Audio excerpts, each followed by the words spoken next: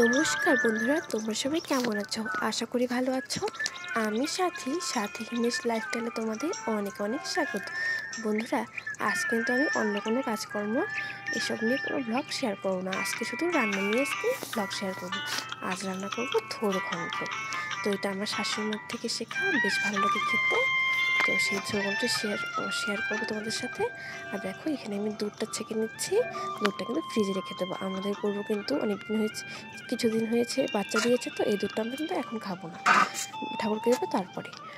এখন দেখো, সবজিগুলো আমি কেটে নিয়েছি। এখানে দেখো, থোড়টা কিন্তু আমি আগের দিন কুচিয়ে নিয়েছি, হলুদ আর নুন দিয়ে কিন্তু চটকে নিয়েছিলাম। এখানে আলু, সজনে ডাঁটা, কুমড়ো, টমেটো দিয়ে আর হবে আজকে সবজিটা। আর এখানে আদা জিরে বাটা করে রেখেছি, একটু লঙ্কা দিয়েছিলাম, বেশি লঙ্কা দিইনি।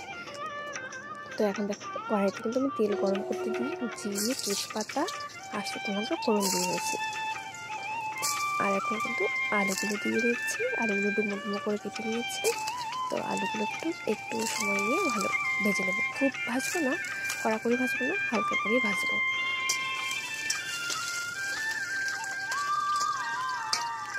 দেখো, আলুগুলোকে একটু নেড়ে নিচ্ছি। তারপর কিন্তু আমি হলুদ গুঁড়ো দিয়ে দেবো।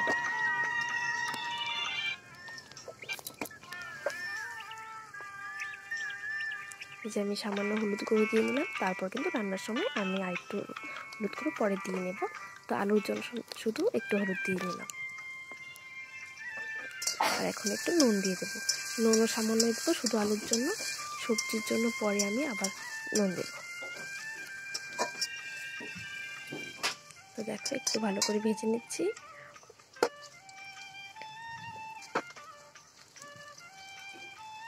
আলুটা ভাজা হয়ে গেলে কিন্তু আমি মশলাটা দিয়ে দেবো, আদা জিরে।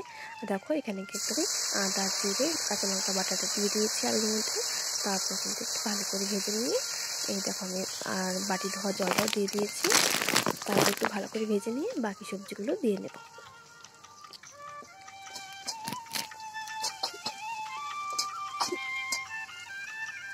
দেখো, একে একে কুমড়ো, ডাঁটা, সজনে, টমেটো সব কিছু কিন্তু আমি দিয়ে দেবো।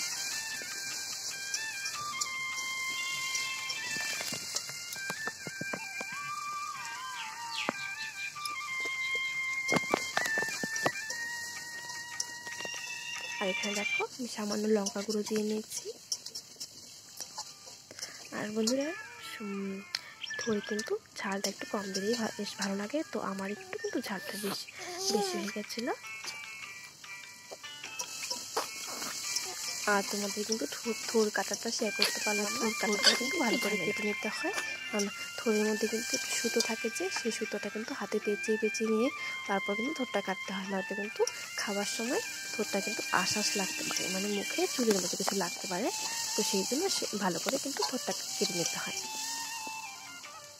আর আমি থোড়টা কিন্তু আগের দিন কেটে রেখেছিলাম বলে আর শেয়ার করতে পারিনি। দেখো, তারপর সবজিগুলো দেওয়ার পর কিন্তু আমি তার লাস্টে আমি কিন্তু থোড়গুলো দিয়ে দিচ্ছি। থোড়টা যদি আগে দিয়ে দিতাম তাহলে কিন্তু একটু বেশি করলে যেত, কুচিয়ে পাওয়া যেত না। সেই জন্য থোড়টা আমি কিন্তু পরে দিয়েছি। তো কিছুক্ষণ এইভাবে একটু কষিয়ে নেব। তারপর কিন্তু জল দিয়ে দেবো।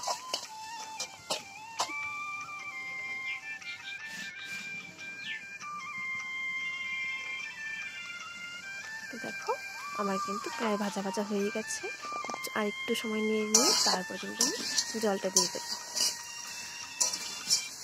সবজিটা একটু ভেজে নিচ্ছি, কারণ সবজির ভিতরে একটু লবণ ভালো ঢুকবে, কুমড়োর ভিতরে লবণ ঢুকবে, সেই জন্য একটু ভালো করে ভেজে নিচ্ছি। আর আমি কিন্তু একটু সবজি ভালো করে ভেজে নিয়েই রান্না করি। তো এখন দেখো, জল দিয়ে নিলাম। জলটা এমনভাবে দেবো যাতে সবজিগুলো হালকা ডোবে, তো সিদ্ধ হয়ে যায়। আর খুব বেশি জল কিন্তু দেওয়া যাবে না, তবে এটা কিন্তু মাখা মাখা হবে। তো এখন আমি ঢেকে দিয়েছিলাম। তারপর কিন্তু আমি ঢাকনাটা তুলে দেখলাম যে সবজিগুলো সিদ্ধ হয়েছে কিনা। তো কিছুক্ষণ পরে আবার নামিয়ে ফেলবো। তো দেখলাম সবজিটা প্রায় সিদ্ধ হয়ে এসেছে। তো এখন কিন্তু আমি নামিয়ে ফেলবো।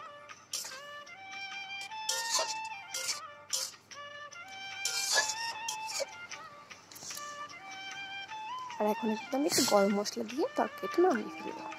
তো দেখো সামান্য কিন্তু গরম মশলা দিয়েছি, আর কারেন্ট ছিল না বলে অন্ধকার লাগছে। আর দেখো আমার রান্না কিন্তু একদম রেডি। তো কেমন লাগলো তোমাদের ঘন্টটা? যদি ভালো লাগে তাহলে প্লিজ আমার পাশে থেকো, আমার চ্যানেলটিকে সাবস্ক্রাইব